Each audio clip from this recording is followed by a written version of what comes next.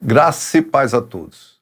Neste capítulo, Paulo dá algumas instruções para Timóteo e aconselha que a igreja deveria orar por todos os homens, inclusive os reis e por todos que exercem autoridade. Também deveriam evitar ira e discussões. Quanto às mulheres, adverte que deveriam se vestir com modéstia, com decência, com discrição e que deveriam aprender em silêncio. Antes de tudo, recomendo que se façam súplicas, orações, intercessões e ação de graças por todos os homens, pelos reis e por todos os que exercem autoridade, para que tenhamos uma vida tranquila e pacífica, com toda a piedade e dignidade. Em Tiago, capítulo 5, versículo 16, temos que a oração feita por um justo pode muito em seus efeitos. Isso acontece porque Deus ouve a oração de um justo. Logo, ao intercedermos por alguém, Deus nos ouvirá e poderá ou não ajudar a pessoa por quem intercedemos. Porque a intercessão é um ato de amor e isso agrada a Deus. Quando Paulo pede para orarmos pelos reis e todos os que exercem autoridade, ele está falando também dos romanos que perseguiam e matavam os cristãos, mostrando que devemos orar também pelos que nos perseguem. Isso é bom e agradável perante Deus, nosso Salvador, que deseja que todos os homens sejam salvos e cheguem ao conhecimento da verdade. Diferentemente do que alguns pensam, a salvação é para todos, bons e maus, mesmo porque todos são maus, todos pecaram.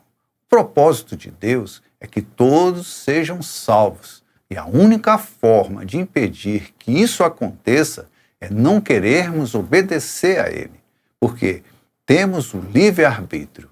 Deus nos mostra o caminho que devemos seguir e os que não querem seguir estão fora. Foi assim com Adão e Eva e será assim até o fim dos tempos. A predestinação de que Paulo falou se refere aos escolhidos, mas quem são os escolhidos? São todos que aceitaram Jesus como Senhor e Salvador e praticam o que Ele ensinou. Esses são predestinados a terem a imagem e semelhança de Jesus. Se não fosse assim, Paulo estaria se contradizendo, pois aqui ele afirma que a salvação é para todos, pois há um só Deus e um só mediador entre Deus e os homens, o homem Cristo Jesus, o qual se entregou a si mesmo com um resgate por todos. Esse foi o testemunho dado em seu próprio tempo. Jesus é o mediador entre Deus e os homens. É Jesus que nos reconcilia com o Pai. Ele morreu por todos, judeus e gentios. E por isso, todos podem ser salvos. Basta o aceitar como Senhor e Salvador, ser batizado e praticar o que Ele ensinou. É isso que a Bíblia nos ensina e é isso que devemos fazer. Dizer que é cristão e não praticar o que Jesus ensinou está enganando a si mesmo. Para isso, foi designado pregador e apóstolo mestre da verdadeira fé aos gentios. Digo-lhes a verdade, não minto. Quero, pois, que os homens orem em todo lugar, levantando mãos santas, sem ira e sem discussões. O verdadeiro cristão espelha Deus em todos os lugares. Então, precisa ser exemplo de coisas boas para que todos saibam que somos filhos de Deus e não do diabo. Não podemos agir como os que são do mundo. As velhas práticas ficaram para trás. Agora somos pessoas diferentes, guiadas pelo Espírito Santo. Não nos cabe mais a mentira, o engano e muito menos o ódio e a vingança. Da mesma forma, quero que as mulheres se vistam modestamente, com decência e discrição, não se adornando com tranças, nem ouro, nem pérolas, nem roupas caras, mas com boas obras, como convém a mulheres que professam adorar a Deus.